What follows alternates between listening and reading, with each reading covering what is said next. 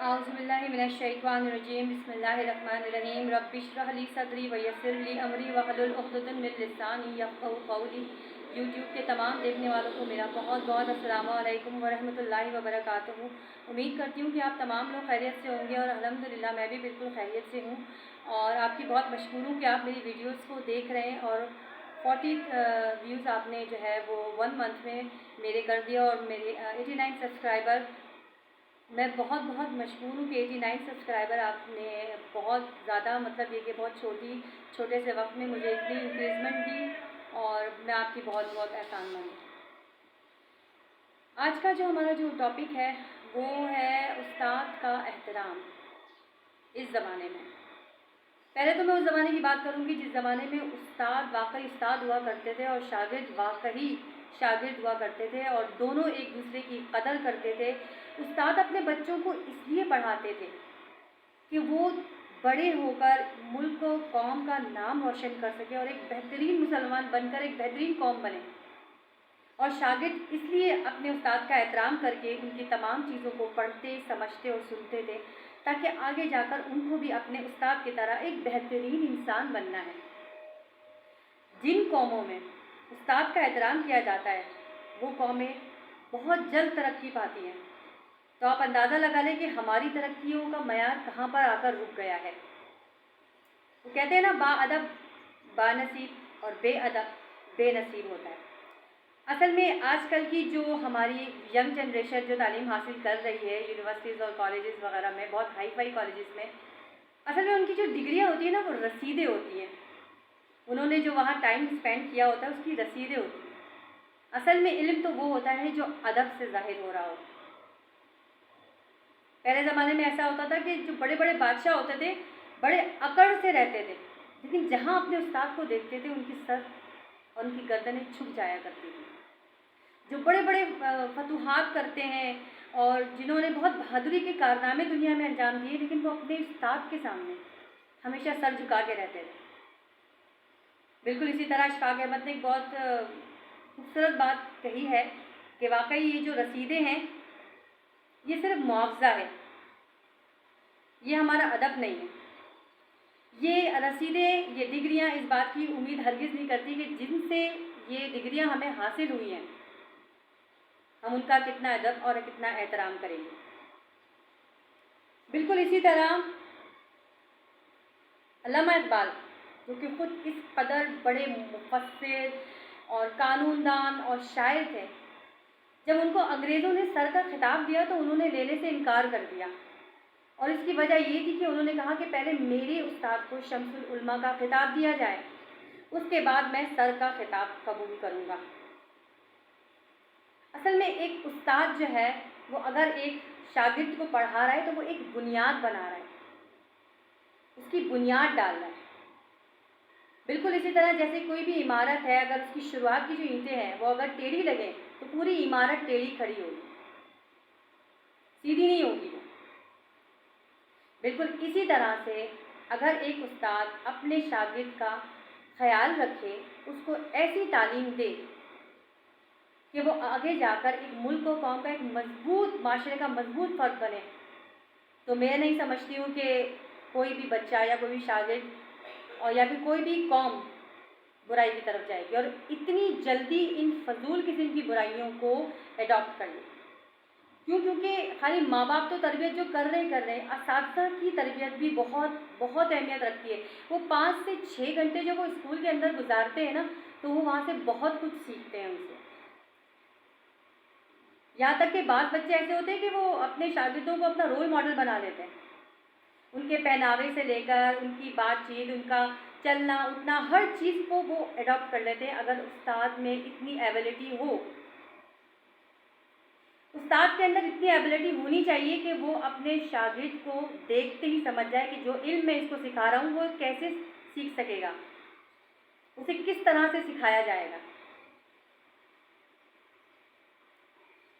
यानी कि इल्म जो है वो हासिल करने के लिए हमें उस्ताद का शदीद तरीन एहतराम करने की ज़रूरत है। अगर हम उस्ताद का एहतराम नहीं करेंगे तो हमारा जो इल्म है वो बिल्कुल रसीद है, बिल्कुल एक कागज़ है, कुछ भी नहीं है। کیونکہ لوگ بعد میں ڈگری دیکھتے ہیں، پہلے آپ کے ایٹیٹیوڈ کو دیکھتے ہیں. ڈگری تو بعد میں ملتی ہے. کوئی آپ کی ڈگری تو نہیں دیکھے گا، آپ کے ایٹیٹیوڈ سے پہچانے گا کہ آپ پڑھے لکھے ہیں یا نہیں. آپ کے طرز عمل سے، گفتگو سے، اٹھنے بیٹھنے کے طریقے سے، لباس سے، ان تمام چیزوں سے اس کو معلوم ہوگا کہ آپ کتنے پڑھے لکھے ہیں. ڈگریاں تو آپ اپنی کوالیفیکیشن بعد میں بتائیں گے اس کو. استاد اور شاگرد کے درمیان ایک حیا کا رشتہ بھی ہوتا ہے. یعنی کہ اگر ہم چاہیں کہ جی ہمارا فائنل ایئر ہے تو ہم استاد کے ساتھ بالکل فرینک ہو جائے. استاد کو ایک حد تک ریزرو رہنا چاہیے اپنے شاگردوں سے. کیوں؟ وجہ صرف یہ ہے کہ جب کبھی زندگی میں شاگرد کو کسی بھی قسم کی مشکل پیش آتی ہے تو وہ اپنے استاد کے ہی پاس جاتا ہے. وہ اس کے لیے قابل احترام، قابل محترم ہوتا ہے. اس کے مشورے اس کے لیے بہت بہت معنی رکھتے ہیں اس کی آگے کی زندگی کے لیے، حالانکہ وہ اپنے ادارے سے پاس آؤٹ ہو کے جا چکا ہے. اس لیے یہ حیا کا جو تعلق ہے یہ ایک حد تک ہونا چاہیے. ایسا نہیں کہ مکس گیدرنگ ہو جائے، وہ تمام بچے جو آپس میں بیٹھ کر بات چیت کرتے ہیں وہ استاد سے بھی کرنا شروع کر جائیں، اور استاد بھی ان کی انوالومنٹ میں، ان کے فیملی میٹرز میں یا ان کی دوستیوں میں انوالو ہونا شروع ہو جائے. تو استاد کے بہت سارے طریقہ کار ایسے ہوتے ہیں جو وہ ایک بیریئر اپنے اور اس کے درمیان، اس شاگرد کے درمیان لگا سکتا ہے. استاد کا احترام اس طرح سے تھا پہلے دور میں کہ ایک محدث، بہت بڑے محدث تھے مولانا ادریس صاحب، جو کہ خود اتنے بڑے عالم دین تھے کہ بچوں کو پڑھایا کرتے تھے. لیکن جب بھی اپنے استاد کو اپنے سامنے دیکھتے تھے، اپنے بچوں کی موجودگی میں ان کے سامنے کھڑے ہو کر ان کو سلام کرتے تھے پہلے، اور کہتے تھے کہ میں ان کے سامنے کیسے بیٹھ سکتا ہوں. تو یہ احترام اس دور کا تھا، اور واقعی اس دور میں جیسا احترام تھا تو قومیں بھی ویسی ہی نکلی ہیں، ایسی ہی فتوحات ہوئی ہے، ایسی ہی ترقیاں کی ہیں مسلمانوں نے. آج کا مسلمان، آج کا استاد اور آج کا شاگرد، اگر آئی ایم سوری اگر کسی کو شاید برا لگے یہ چیز، لیکن میں نے اپنی آنکھوں سے دیکھا ہے بہت ساری چیزیں. میں خود بھی ایک ٹیچر ہوں تو میں نے خود بھی دیکھا ہے کہ شاگردوں کا یہ حال ہے کہ اگر کوئی استاد ان کو ڈانٹ دے تو ان سے خار رکھتے ہیں، یہاں تک کہ گالی گلوچ دینے سے بھی باز نہیں آتے. یہ ان کا احترام رہ گیا، اس لیے آج ہماری قوم کا یہ حال ہے. جاتے تو ہم بہت اپٹیٹیوڈ پڑھنے کے لیے، ہم اپنے بچوں کو ٹائی شائی پہنا کر اور بڑے پالش والے جوتے کر کے اور بہت صاف ستھرا کر کے اسکول بھیجتے ہیں، لیکن وہ سیکھتے کیا ہیں وہاں پر؟ میں نے خود اسکول میں پڑھایا ہے تو میں جانتی ہوں کہ کس حد تک احترام کیا جاتا ہے. یعنی کہ کلاس کے اندر آنے کے بعد انہیں اتنا ہوش نہیں ہوتا کہ ٹیچر کھڑی ہے، ہم لوگ اپنی سیٹ پر ہی بیٹھ جائیں. ایسا کچھ بھی نہیں ہوتا. اب چھوٹی چھوٹی بچیاں ٹیچرز بن گئی ہیں، جو کہ اپنے ساتھ کے جو شاگرد، کیا کہوں گی میں ان کو، ان کے جیسے ہی لگتے ہیں. آپ تمیز نہیں کر سکتے کہ کس میں کون سا شاگرد ہے اور کون سی ٹیچر ہے، جنہیں خود ابھی یہ نہیں پتا کہ ہم نے اپنے شاگردوں کے ساتھ کیسا بیہیو کرنا ہے، ان کے ساتھ کیسا طریقہ کار رکھنا ہے. وہ ان کے ساتھ ایسے گھل مل جاتی ہے جیسے انہی کا حصہ ہے. تو ایسے احترام نہیں ہو سکتا. شاگرد بھی ٹک ٹاک بنا رہا ہے، استاد بھی ٹک ٹاک بنا رہا ہے.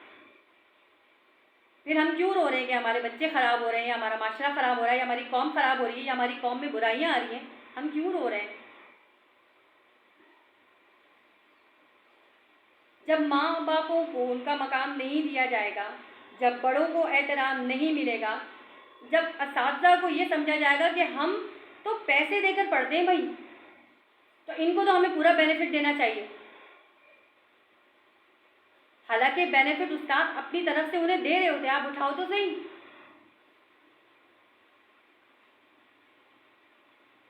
یہ اس دور کا المیہ ہے.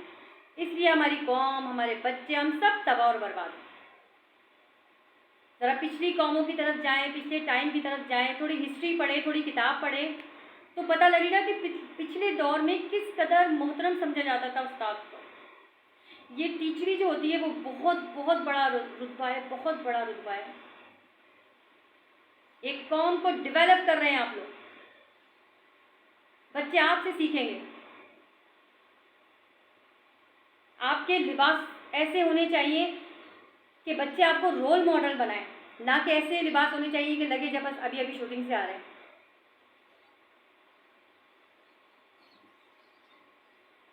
ہمارے ملک کا المیہ اسی لیے خراب. ہمیں کوشش کرنی چاہیے کہ ہم ان تمام باتوں پر دھیان دیں. ایک ٹیچر اور ایک استاد ایک دوسرے کو انڈرسٹینڈ کریں, سمجھیں, دوست نہ بنے ایک دوسرے کے. دوستیوں کے لیے تو اور بھی بہت سارے لوگ ہیں, کیونکہ جب تک ایک ٹیچر کا خوف ہوتا ہے, بھائی ٹیچر آ رہی ہے خاموشی اختیار کر دو. پہلے ایسے ہی ہوتا تھا. ہم نے اسکولوں میں کالجز میں جو بھی پڑھا ہے, ہمیں ڈر لگتا تھا کہ ہماری ٹیچر کلاس میں ہے تو ہم سیدھے بیٹھ جائیں, بات بھی کر رہے ہوتے تو خاموش ہو جاتے. ابھی تو کوئی فرق ہی نہیں پڑتا, آ رہی ہے تو آئیں, کوئی مسئلہ نہیں, ہم تو اپنی بات پوری کریں گے. تو جب یہ طریقہ دلوں کے اندر موجود ہوگا شاگردوں کے لیے, استادوں کے, تو مجھے نہیں لگتا کہ پھر شاگرد جو ہے وہ ان سے اچھا پڑھ سکتے ہیں یا اچھی قوم بن سکتے ہیں. استاد کو بھی چاہیے ایک لمٹ, ایک کراس جو ہے نا وہ نہ کریں, لمٹ سے کراس نہ کریں. ان کے پیرنٹس کا بھی احترام کریں, ان کو سنیں, ان کو سمجھیں, ان کی نفسیات کو سمجھیں, پھر ان کی کلاس لیں. اور صرف ان کو دنیاوی تعلیم نہ دیں, انہیں تہذیب, ادب, بہت ساری چیزیں سکھانی ہیں. تب جا کے ہماری قوم بہترین قوم بن سکے گی, جو ہم چاہتے تھے کہ ہماری قوم ایک ایسی قوم بنے جو کہ پوری دنیا پر چھا جائے. لیکن انفارچونیٹلی دنیا پر چھائی تو ہے, لیکن نگیٹو پوائنٹ آف ویو سے. آج کی ویڈیو بنانے کا صرف یہی مقصد تھا کہ اساتذہ کا احترام بھی کریں اور شاگرد بھی کریں اساتذہ کا احترام, اور استاد بھی شاگرد کو سمجھیں کہ وہ کس طرح سے پڑھ سکتا ہے, ڈانٹ ڈپٹ کر کے یا پھر بدتمیزی کر کے. ہم اپنی فرسٹریشن نکالتے ہیں. ایون میں نے خود بھی دیکھا ہے کہ ٹیچر جو ہے نا وہ اپنی فرسٹریشن بھی نکال لیتی ہیں. تو پلیز پرسنل لائف کو اور پروفیشنل لائف کو بھی الگ رکھیں تاکہ بچہ وہ سمجھ سکے جو آپ اسے سمجھانا چاہ رہے ہیں. اگر آپ کو ویڈیو اچھی لگی ہو تو پلیز اس کو لائک اور شیئر ضرور کیجیے گا اور سبسکرائب ضرور کیجیے گا. وآخر دعوانا ان الحمد للہ رب العالمین.